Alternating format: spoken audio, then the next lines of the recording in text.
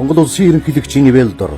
малчдын хөдөлмөр бүтээмжийг нэмэгдүүлэх, шинэ техник технологи нэвтрүүлэх зорилгоор цагаан алт үндэсний хөдөлгөөнтэй уялдуулан Алтан хайж 2025 хонь нослогчдын улсын анх дугаар тэмцээнийг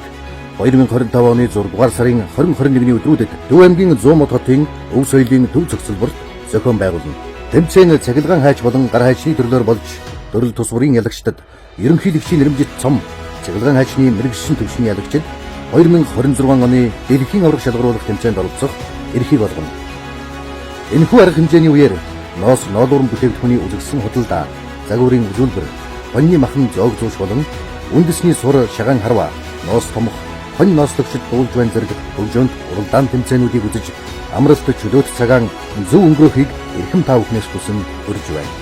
Ерөнхий зохион байгуулагч Монгол улсын ерөнхийлөгчийн тамгын газар, үнс хөдөө аж ахуйн хөнгөн үйлдвэрийн яам, Төв аймгийн засаг даргын тамгын газар, Камтран зохион байгуулагч, Эдхийн банкны цахим хоршоо төсөл, Монголын ноосон бүтээгдэхүүн үйлдвэрлэгчдийн холбоо, монголчуудтай туршлага хуваалцсан үн цэн бүтээй, төрийн бус байгууллага